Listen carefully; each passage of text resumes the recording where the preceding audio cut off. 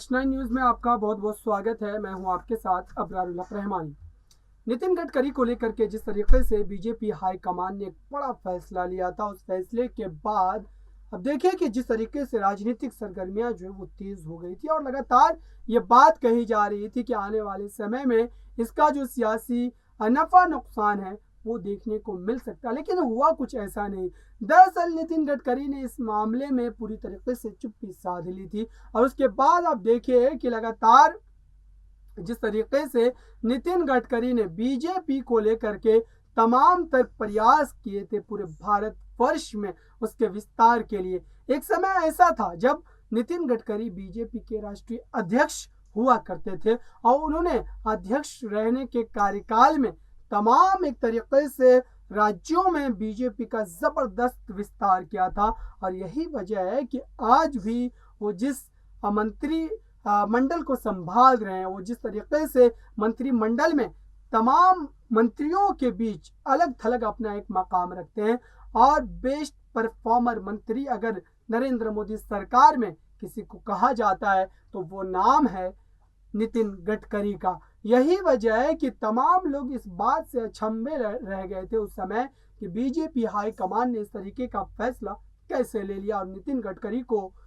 केंद्रीय चुनाव समिति से लेकर के संसदीय बोर्ड से बाहर का रास्ता क्यों दिखाया और उनकी जगह युवा नेताओं को दी गई। दरअसल देवेंद्र फडणवीस और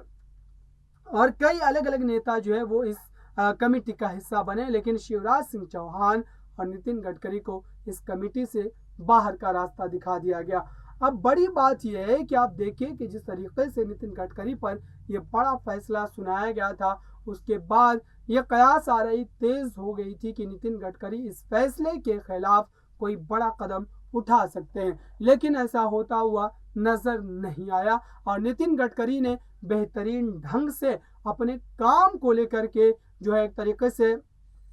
फोकस रहे और इस तरीके की बातों में वो नहीं फंसे। हालांकि मीडिया में जिस तरीके की खबरें चलाई गई थी उस समय लगातार कहा जा रहा था कि बीजेपी के खिलाफ जो है वो नितिन गडकरी किसी भी समय जो है वो बड़ा निर्णय सुना सकते हैं, लेकिन इस तरीके का जो निर्णय है वो नितिन गडकरी के द्वारा कभी और कतई नहीं सुनाया गया। लेकिन अब देखिए कि क्या बीजेपी नितिन गडकरी को लेकर के ये जो फैसला ली है उस फैसले के पीछे क्या उनकी बड़ी रणनीति है, क्योंकि जिस तरीके से महाराष्ट्र में सत्ता परिवर्तन जब हुआ था, होने वाला था, एक बात कह ले आप, ये तो होने वाला था, उस समय ही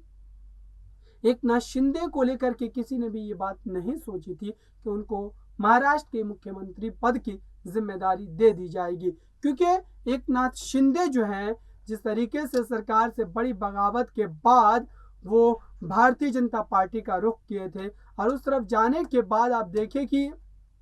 लगातार जो है एक तरीके से उनको इस बात की उम्मीद थी, क्योंकि उन्होंने अंदर खाने तमाम बातचीत कर ली थी, लेकिन उसके बावजूद भी आप देखिए कि उनको इस बात के आभास के होने के बावजूद भी देवेंद्र फडणवीस को लेकर के तमाम तर बयानबाजी जो है वो देखने को मिल रही थी और कहा जा रहा था कि दरअसल महाराष्ट्र के मुख्यमंत्री पद की जिम्मेदारी देवेंद्र फडणवीस के ही हाथों में जाएगी। लेकिन अचानक से एक बड़ा फैसला आता है बीजेपी हाईकमान के द्वारा और सारा का सारा खेल वहां पर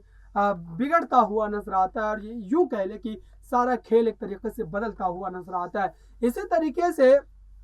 देवेंद्र फडणवीस को झटका तो लगा महाराष्ट्र की सियासत में, लेकिन उसके बाद 2-3 महीनों के भीतर ही मात्र संसदीय बोर्ड से लेकर के केंद्रीय चुनाव समिति का उन्हें हिस्सा बनाया गया और अब यही बात नितिन गडकरी के लिए भी कही जा रही है। दरअसल ये बात कह रहे हैं लोग के और सूत्र के हवाले से भी ये बात कही जा रही है कि अब नितिन गडकरी को भी किसी बड़े पद की जिम्मेदारी सौंपी जा सकती है, क्योंकि उन्हें जिस तरीके से संसदीय बोर्ड और केंद्रीय चुनाव समिति से बाहर का रास्ता दिखाया गया है, उसके बाद पार्टी उनकी नाराजगी को दूर करने के लिए कोई बड़ा कदम उनके लिए उठा सकती है। लेकिन खुद नितिन गडकरी ने इस तरीके की बयानबाजी कभी और कतई नहीं की। अब देखिए कि नागपुर के कार्यक्रम में उन्होंने भले इस बात का जिक्र किया था कि उन्होंने कहा था कि दरअसल आप किसी का साथ अगर लेते हैं तो फिर उसके बुरे टाइम में आप उसके साथ रहिए। इस बयान को लेकर के राजनीतिक कयास आ रही है, कई तरीकों से की गई और लोग तरह तरह की बातें कर रहे थे। और ये बात भी कही जा रही थी कि दरअसल नितिन गडकरी इस बयान के जरिए बीजेपी पर निशाना साध रहे हैं, अमित शाह और प्रधानमंत्री नरेंद्र मोदी पर निशाना साध रहे हैं। लेकिन खुद नितिन गडकरी ने इस बयान की कभी पुष्टि नहीं की कि उन्होंने इस बयान के जरिए दरअसल बीजेपी पार्टी पर निशाना साधा था। देखिए, नितिन गडकरी को लेकर के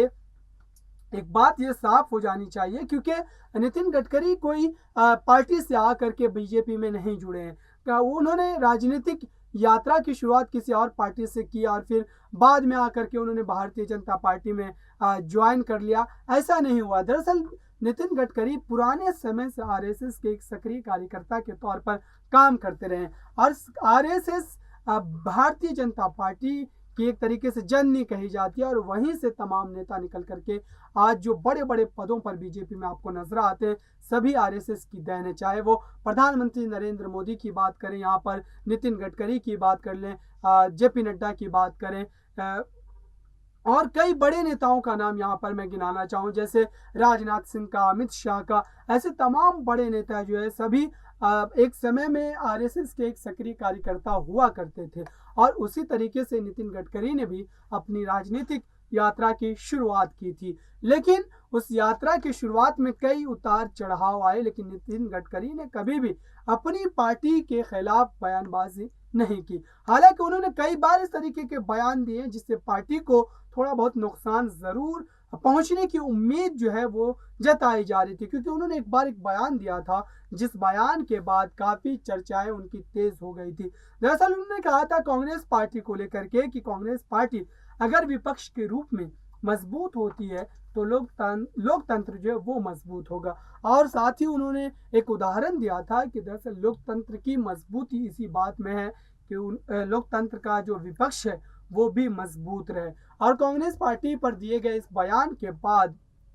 अलग अलग तरीकों से जो प्रतिक्रिया है लोगों की आनी शुरू हो गई थी। कई लोग जो है उनकी इस बयान को लेकर के उनकी एक तरीके से निंदा कर रहे थे और कई लोग उनके समर्थन में भी बोल रहे थे। देखिए, कुल मिलाकर के नितिन गडकरी की एक ऐसी छवि है जिनको लेकर के जो उनके धुर विरोधी दल के नेता हैं वो भी उनके खिलाफ किसी तरीके की आपत्तिजनक भाषा का इस्तेमाल करते हुए नजर नहीं आते। और ठीक इसी तरीके की स्थिति जो है वो नितिन गडकरी की भी तरफ से। नितिन गडकरी भी कभी भी राजनीति में खुद के प्रभाव को बढ़ाने के लिए या अपने बयान को पूरे दमखम से आगे दिखाने के लिए कभी भी इस तरीके की गलत बयानबाजी का जो एक तरीके से कहें कि इस्तेमाल नहीं किया। लेकिन अब जो खबर आ रही है नितिन गडकरी को लेकर के और कहा जा रहा है कि उनके किसी बड़े पद पर जो है ताजपोशी हो सकती है और बीजेपी उनको किसी बड़े पद की सौगात जो है वो दे सकती है। देखते हैं कि आने वाले समय में बीजेपी हाईकमान का फैसला नितिन गडकरी को लेकर के किस तरीके से आता है। इस खास कार्यक्रम में बस इतना ही। देखते रहिए ताज़ा तरीन खबरों के लिए नेक्स्ट 9 न्यूज़ को। धन्यवाद।